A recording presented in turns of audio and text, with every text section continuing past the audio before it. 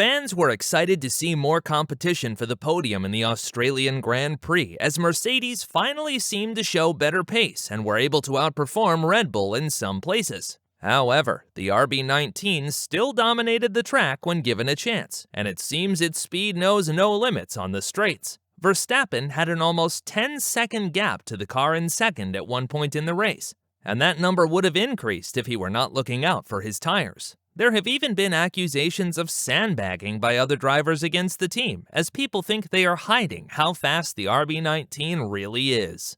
What secret is Red Bull hiding then, and is there a way to catch up to them this season? Find out as I talk about just that in this video. It is no surprise that the RB19 is leagues above any other car on the track, and with 3 wins in 3 races along with 2 podiums, it looks like the only battle worth fighting for right now is second best. The car is especially fast on the straights, where we have seen the majority of overtakes happen, and the vehicle simply breezes past others on track. The secret of this pace lies in how wind behaves around the car and the car's suspension setup. Aerodynamically, the car is very complex, and people have deemed it head engineer Adrian Newey's best work yet.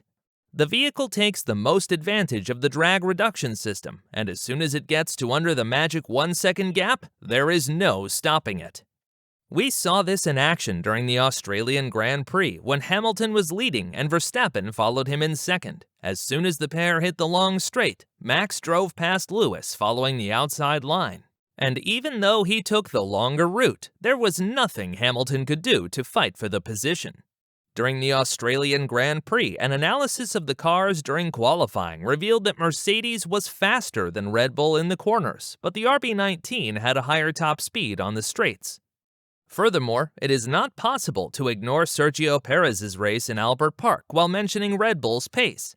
He started from last on the grid after beaching his car on gravel during qualifying. Still, by the end of the race, he was able to make it all the way to 5th in a circuit that already restricts overtakes.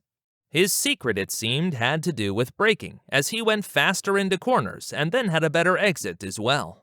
This particular aspect of the vehicle is related to how its suspension is set up. The car is designed to minimize driving of the front and squatting of the rear. They mounted their rear suspension much higher than others, which enabled the vehicle to resist squatting at the rear during acceleration.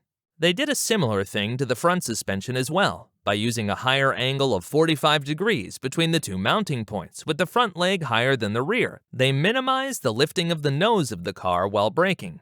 This made the car more stable and had a more consistent amount of downforce while braking and accelerating. When a car is braking, the front wing gets worked harder, and more downforce is produced as a result.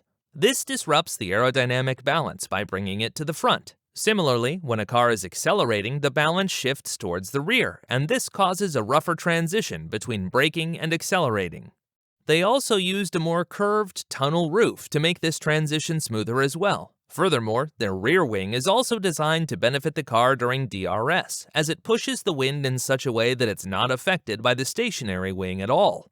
The beam wing has a very aggressive angle, and when the DRS flap of the main wing opens, the beam wing itself stalls, causing it to basically lose functionality. This significantly reduces the car's downforce, allowing for more significant gains on straights. Their advantage over other cars is so considerable that teams are curious when they don't have a large lead in the race.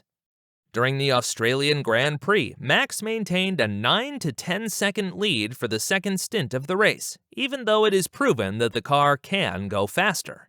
Race results showed that Verstappen had a much quicker best lap than any other car, and the closest to him was his teammate Sergio Perez. However, we can also see that although he had a larger gap in lap times during the first half of the race, this gap decreased later, and at the end, he was lapping much closer to others close to him. It may be that the reason for this was that he wanted to keep his tires and engine in check, as it was uncertain how long the hard compound would last. However, Mercedes driver George Russell thinks they had an ulterior motive for this. He believes that Red Bull is holding back so that FIA does not introduce changes to regulations that would hurt Red Bull in order to make the sport more competitive. For sure they're holding back, said the Mercedes driver during the BBC's Checkered Flag podcast. I think they are almost embarrassed to show their full potential because the faster they seem, the more that the sport is going to try and hold them back somehow. I think realistically they probably have 7/10 advantage over the rest of the field. I don't know what the pace difference looks like at the moment, but Max has got no reason to be pushing it, nor has Red Bull. They've done a really great job, to be fair to them. We can't take that away, and we clearly have to up our game. What do you think? Is Red Bull holding back to avoid the FIA forcing them to rework their car? Is this an intelligent escape or an evil hack? Let us know in the comments section below. It is really scary to believe that Red Bull is currently holding their drivers back. Mercedes seemed to have done everything right in Australia. Their setup was perfect, their drivers were confident, and the car was showing a good pace. Yet still, they were not able to come close to Verstappen. Mercedes also had better starts, as the Red Bull suffered with tire temperatures for a bit, but still, he was able to come from behind like it was no big deal. Realistically, the only way Mercedes could have won the race is if the second restart lasted until the end, and Mercedes had a better launch than Red Bull on the newer tires, as only 2 laps were left at that point. Give Red Bull more than that, and they will overtake any other car on track if DRS is activated. Team principal Christian Horner previously stated that fans got to see the fastest pace of the Red Bull during Jeddah, and the advantage the team had then was much more than what it was in Australia. This could be proof of sandbagging. However, the team's true intentions remain only with themselves. However, Red Bull is trying to get rid of this thought, as they believe that other teams are slowly catching up to them race by race. Red Bull advisor Helmut Marko believes that the Australian Grand Prix is proof that rivals are beginning to close the gap. You can see how close it is when a little thing doesn't work out, because we're always said to have a superiority that only exists when everything is running smoothly, he said on Sky Deutschland. Our rivals Aston Martin, Ferrari, and Mercedes have made gains. If the team really is purposefully making their cars appear slower than they really are, others on track have a much bigger problem than they had previously hoped. Even though there are 20 more races in the season, even catching up to the 10-second gap Verstappen had would take months and months of development. And if they really are 7/10 to a whole second faster, it might even be impossible for any team to beat them. The only threat they face then is reliability, especially after what happened to Perez during qualifying in Australia. Interestingly, a disadvantage to the suspension setup is running, which I detailed before, has to do with more frequent lockups and makes the driver lose some feel in the brake pedal. This could have been the cause of Perez's accident in Q1, although if that is the case, Max seems to be handling this issue well. In the end, no matter what their intentions were, Max Verstappen was not pushing his car as hard as he could have, and truth be told, he did not need to either. He already had a comfortable lead, so much so that even after locking up and going off track, he still managed to be more than 5 seconds ahead of the car in second place.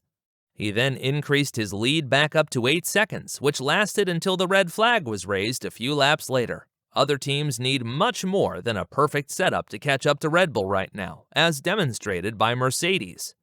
To seriously fight for the championship, teams need to make sure Red Bull stops stepping on the podium, as the 58 points lead they have in the Constructors' title is more than enough to account for a few bad finishes. What are your thoughts on Red Bull's pace? Did they really sandbag, or were they just looking out for their car? Will any other team be able to catch up to them? Comment on your thoughts down below.